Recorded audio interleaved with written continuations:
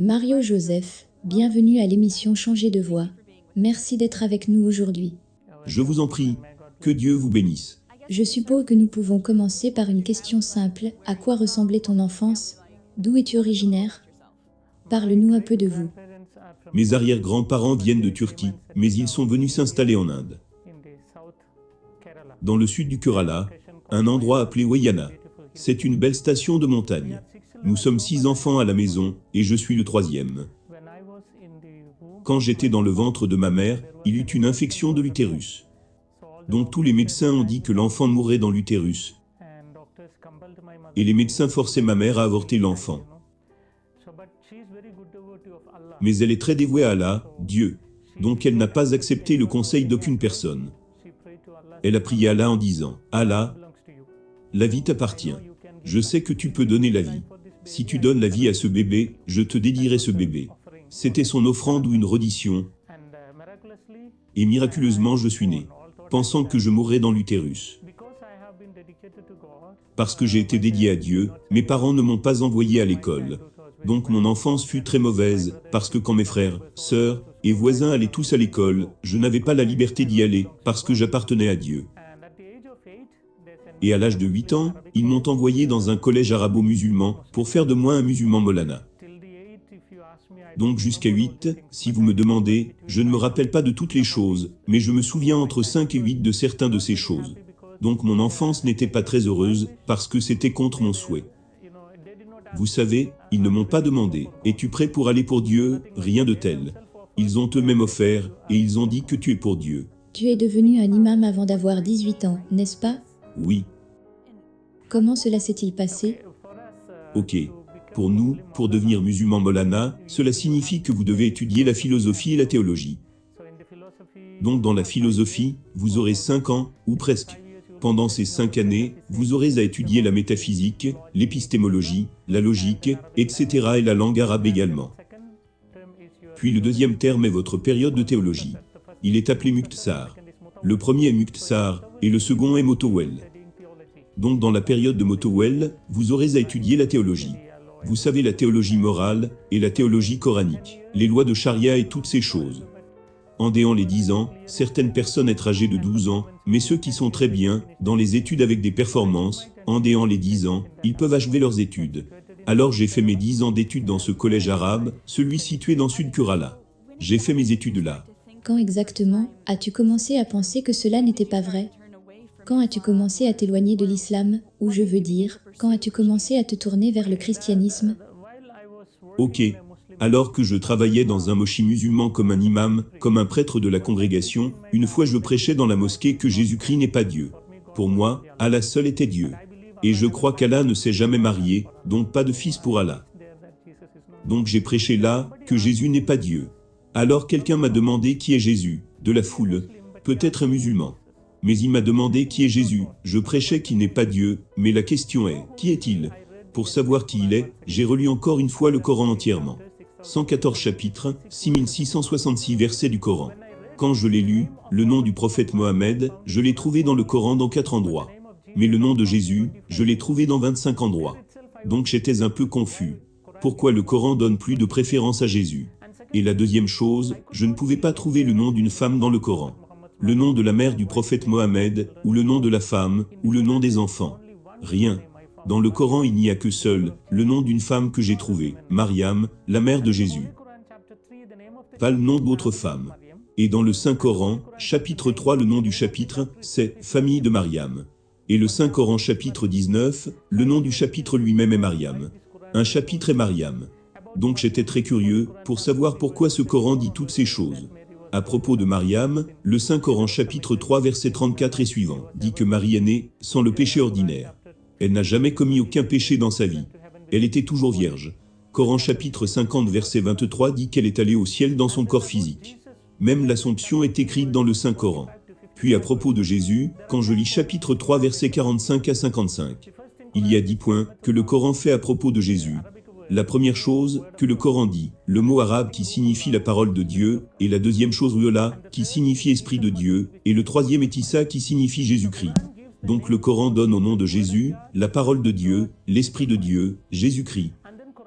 Puis le Coran dit que Jésus a parlé quand il était très petit. 2 jours après sa naissance, il a commencé à parler. Le Coran dit que Jésus a créé un oiseau vivant avec de la boue. Il a pris de la boue, a formé un oiseau. Quand il a respiré dessus, c'est devenu un oiseau vivant. Donc j'ai pensé, il peut donner la vie. Il donne la vie à cette argile de boue. Et puis le Coran dit que Jésus a guéri un homme né aveugle, et un homme avec la lèpre, etc. Curieusement, le Coran dit que Jésus donne la vie aux morts. Jésus est allé au ciel. Il est toujours vivant, et il reviendra. Quand j'ai vu toutes ces choses dans le Coran, ma pensée était que dit le Coran à propos de Mohammed. Vous savez, selon le Coran, le prophète Mohammed n'est pas la parole de Dieu, pas l'esprit de Dieu. N'a jamais parlé quand il était âgé de 2 jours. N'a jamais créé un oiseau avec de la boue. N'a guéri aucun malade. N'a jamais ressuscité de mort. Il est lui-même mort, et selon l'islam, il n'est pas vivant, et il ne reviendra pas. Donc il y a beaucoup de différences entre ces 2 prophètes. Je n'appelais pas Jésus comme Dieu. Vous savez que mon idée était qu'il était un prophète, mais il est un prophète plus grand que Mohammed. Donc un jour je suis allé voir mon professeur, celui qui m'a enseigné pendant 10 ans au collège arabe, et je lui ai demandé, « Professeur, comment Dieu a créé l'univers ?» Et il a dit que Dieu a créé l'univers par la parole. Par la parole. Puis ma question fut, la parole est créateur ou création? Clairement. Ma question est, la parole de Dieu est créateur ou création? Le Coran dit que Jésus est la parole de Dieu. Si mon professeur répond que la parole de Dieu est créateur, cela signifie que Jésus est créateur. Donc les musulmans devraient devenir chrétiens. Supposons qu'ils répondent que la parole est création, il sera piégé.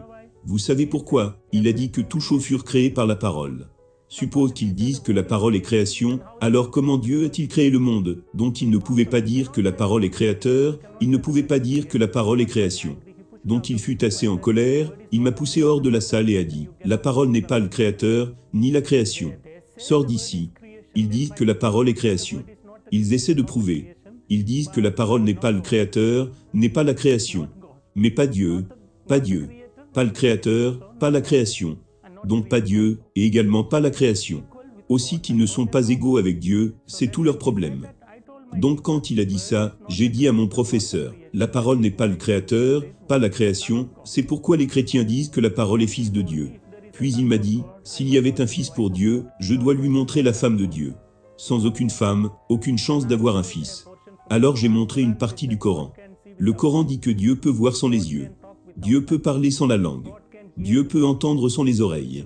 C'est écrit dans le Coran, j'ai dit, si c'est le cas, il peut avoir un fils sans une femme. Donc là nous avons eu une énorme argumentation. J'ai pris mon Coran, je l'ai gardé sur ma poitrine, et j'ai dit, Allah, dis-moi ce que je devrais faire, parce que ton Coran dit que Jésus est toujours vivant, et que Mohammed n'est plus. Dis-moi qui devrais-je accepter? Après ma prière j'ai ouvert le Coran. Quand j'ai ouvert le Coran, j'ai vu le chapitre 10 verset 94. Vous savez ce que dit le Coran?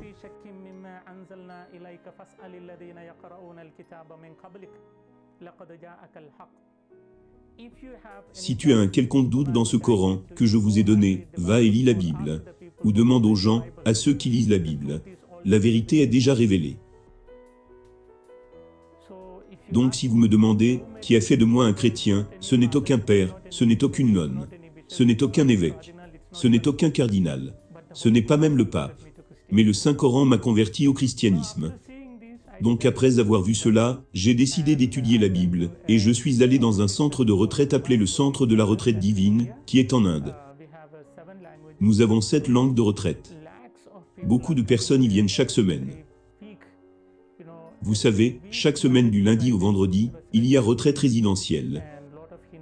Beaucoup d'hindous, musulmans et chrétiens, et différentes dénominations de partout le monde, les gens viennent là-bas. Donc je suis allé là-bas pour faire mes études bibliques. C'est comme ça que j'ai eu une relation avec le christianisme. Ok. Est-ce à ce moment-là que tu as décidé de devenir chrétien? Ce n'était pas immédiatement après mon arrivée. J'ai assisté premièrement à une retraite, et je n'étais pas très heureux. J'avais moins de 19 ans, pas encore. J'ai terminé mes études, et je travaillais dans un collège arabe. Plutôt, je travaillais dans une mouchi. Donc j'avais moins de 19, et alors que je faisais mes études bibliques, il y a eu beaucoup de points qui m'ont touché dans la Bible. Le premier jour, le Père a lu Jean chapitre 1 verset 1. Au commencement était la parole. La parole était avec Dieu. La parole était Dieu. La parole est devenue chair. Donc mon Saint-Coran dit que Jésus est la parole de Dieu. Maintenant la Sainte Bible dit aussi que Jésus est la parole de Dieu. Donc j'ai trouvé les deux très similaires. Et j'étais heureux de savoir que j'ai besoin du Coran, et j'ai besoin de la Bible. Tous les deux. J'étais dans l'humeur qu'un jour je peux devenir chrétien, un autre jour musulman. Un autre jour chrétien, ainsi de suite. Que j'ai besoin des deux. Pendant que j'y pensais, une autre parole que j'ai entendue c'était Jean chapitre 1 verset 12. C'était une telle parole d'amour pour moi. Parce qu'il est écrit dans la Bible que si une personne accepte Jésus, Jésus lui donnera le pouvoir de devenir enfant de Dieu. Vous savez, dans tous les versets du Coran, Allah appelle les êtres humains esclaves, et Allah est le maître. Le maître ne peut pas aimer l'esclave. L'esclave ne peut pas aimer le maître. Je n'aime pas être appelé esclave par quelqu'un. Le Coran dit que vous êtes esclave. Mais quand j'ai entendu Jean chapitre 1 verset 12, qui dit « Si vous croyez en Jésus, Jésus vous donnera le pouvoir de devenir enfant de Dieu. » Immédiatement j'ai dit « J'ai besoin de Jésus, parce que je veux être un enfant de Dieu. » De là j'ai commencé à appeler mon Dieu « Papa ». Jusque-là je ne savais pas que je pouvais appeler Dieu « Papa ». Vous savez, Jésus a enseigné la prière en langue araméenne. Notre Père qui est aux cieux. En langue arabe, Aboun signifie « Notre Père ». Et si vous me demandez, je ne peux pas exprimer ma joie chaque fois que j'appelle Dieu, mon Père. Chaque fois que j'appelle Dieu, Père. Et chaque fois que je pense que le Créateur de l'univers est mon Père, j'ai une sorte de joie que je ne peux pas exprimer. C'est au-delà de mon. Une expérience ne peut pas expliquer. Seulement vous pouvez comprendre par expérience. Donc j'aime vraiment appeler mon Dieu, Père. De là j'ai décidé d'accepter Jésus. Donc c'est là que tu as pris la décision de devenir chrétien? Oui. Et l'as-tu dit à ta famille? Non. J'étais resté au centre divin.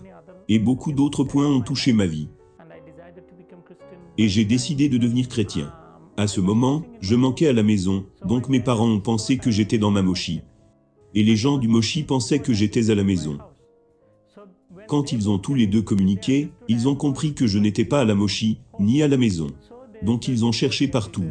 Ils ont donné des avis dans les news, dans beaucoup de journaux, à la télévision, etc. Enfin, ils m'ont trouvé dans le centre de retraite catholique, et finalement mon père vint là-bas. Et c'était horrible, parce qu'il m'a battu sauvagement. Je saignais du nez, et j'étais inconscient. Et il me ramena à la maison. Je ne sais pas comment il m'a pris, mais d'une façon ou d'une autre, il me ramena à la maison. J'étais inconscient. Quand j'ai repris conscience, j'étais dans une petite pièce sans aucun vêtement. J'étais complètement nu. Et mes mains et mes jambes étaient enchaînées avec un cerf. Et je ne pouvais même pas parler, car il y avait de la poudre au chili dans ma bouche, nez, yeux et vous savez, partout où il y avait des blessures, sur ma peau, ils ont appliqué du chili là aussi, pour que j'ai des brûlures. Et ils ont fait tant de choses, car il est écrit dans le Coran, dans plus de 18 endroits, de combattre les non-croyants. Et il est écrit dans certains endroits de tuer celui qui rejette l'islam. Donc mon père était en train d'obéir à la loi du Coran. Donc il veut faire quelque chose. Et pendant ces quelques jours, ils ne m'ont pas donné de nourriture ou d'eau, et j'étais séché, et quand mes lèvres se blessaient, j'essayais de lécher le petit saignement, pour mouiller ma gorge. Puis mon frère est venu, et a uriné dans ma bouche. Il disait, « C'est la punition pour toi de croire au Christ. » Et ensuite, après plusieurs jours, sans nourriture, ni eau, mon estomac est devenu essoré, et mon corps était devenu faible. Et je suis devenu comme un squelette. Finalement, j'ai perdu le pouvoir de ma mémoire. Je ne pouvais même pas penser, parce que pas de nourriture, pas d'eau. Donc comme un homme mort. Je ne sais pas combien de jours, plus de 20 jours dans la chambre. Et un jour, mon père vint dans la chambre, et il retira ma chaîne. Je n'étais pas réveillé. Et il serra ma gorge très profondément, pour savoir s'il y avait la vie dans mon corps. Donc quand il serra très profondément, je ne pouvais pas respirer. Donc quand j'ai ouvert mes yeux, j'ai pu voir un grand couteau dans sa main. Alors mon père dit, « C'est ton dernier moment, aucun espoir. » Il dit, « Si tu as besoin d'Allah, je te permettrai de vivre. Si tu as besoin de Jésus, je vais te tuer. » Vous savez que j'étais dans les entrailles, tous ont dit que je devrais mourir, mais ils m'aimaient tellement. Ils ont prié, et ils ont eu la vie pour moi. Et maintenant ils veulent me tuer. Donc je ne sais pas. Je connais très bien mon père, il allait me tuer.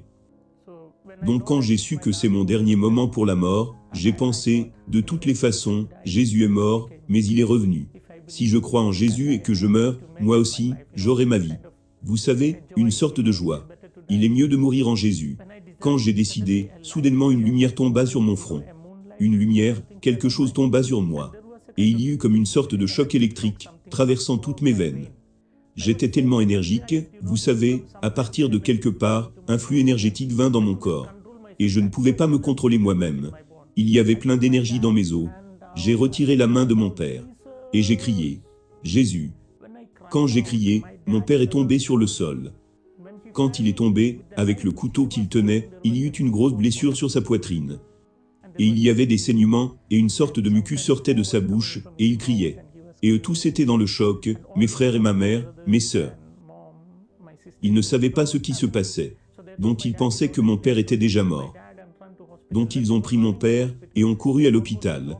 Quand ils couraient à l'hôpital, ils ont oublié de verrouiller la chambre de l'extérieur. Et j'étais dans une énergie que je ne peux pas vous expliquer, parce que j'étais squelettique, sans nourriture durant plusieurs jours, plus de 20 jours, squelettique mais très énergique. Donc je suis sorti et mis les habits de mon père, j'ai couru pour un taxi, pris un taxi, directement pour aller de là. Sur le chemin, le taximan était un chrétien. Donc il m'acheta des bonbons, des jus et toutes ces choses. Il connaît mes luttes, et il m'emmena à Pota. Et il me contacte même jusqu'à présent. Il est très bon ami à moi, le chauffeur de taxi. Donc je suis allé de nouveau à Pota. Depuis ce jour-là, j'ai réellement compris que mon Jésus est vivant, même actuellement. Quand je l'appelle pour mes besoins. Il m'a sauvé. Ce qui signifie qu'il est présent ici même, alors que je vous parle. Donc c'est ma vie. Partout, je sais qu'il est présent.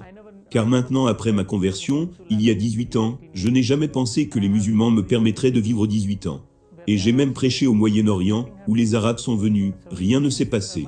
Donc ce qui veut dire que mon Jésus est vivant, et il me protège. Mario, est-ce que ta vie est en danger? Est-ce que les gens essaient de te tuer? Oui.